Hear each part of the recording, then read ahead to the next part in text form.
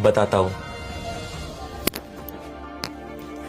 ये तुम जितना पैसा देख रही हो ना, ये पूरे 3 लाख रुपए हैं। ये तुम्हें काम होने से पहले एडवांस दिए जाएंगे।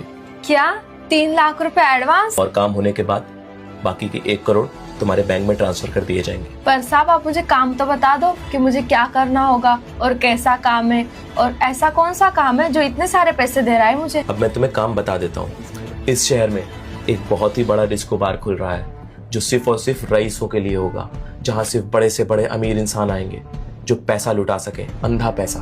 और उस डिस्को बार में तुम्हें जाके डांस करना है, और उस डांस करने के तुम्हें पूरे 1 करोड़ रुपए दिए जाएंगे, और ये पेमेंट तुम्हारी हर महीने बढ़ती चली जाएगी। अब बताओ मुझे, क्या यह ऑफर तुम्हें मंजूर है? बस करिए, अपना ऑफर ना आप अपने पास रखिए।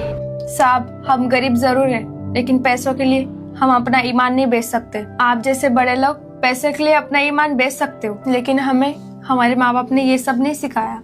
गरीब जरूर हूँ, 2 वक्त की सुकून से रोटी खा लूंगी, लेकिन पैसों के लिए गलत काम कभी नहीं करूंगी। मैं सब्जी बेचकर अपनी पूरी जिंदगी गुजार लूंगी, अपने माँ बाप को भी खुश रख लूंगी, पर चंद पैसों के लिए अपनी इज्जत बेच लूं, इतना गिरा हुआ मेरा किरदार नहीं। अपनी ऑफर ना अपने पास ही रखिए, और दोबारा मुझे ऐसे काम के लिए बात मत करना।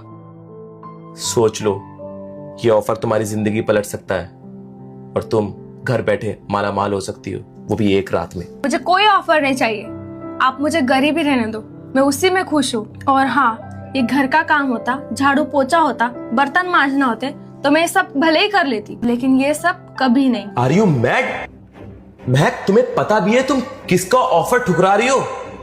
इस पूरी दुनिया में तुम्हें ऐसा ऑफर कोई नहीं देगा।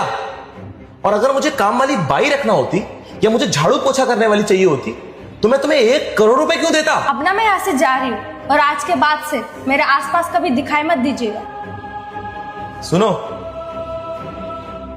शीला, आ जाओ अब। जी साहब।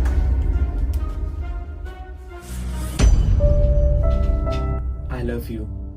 क्या तुम मेरी लाइफ पार्टनर बनोगी, वो भी हमेशा के लिए? क्या ये सब क्या है? ये मेरा प्रपोजल है, वो भी तुम्हारे लिए। पर अभी तो आप कैसे कैसे बातें कर रहे थे, पर अब क्या हुआ? मुझे कुछ भी समझ में नहीं आ रहा। आप सब ये क्या बोल रहे हो? शादी, वो भी मुझसे?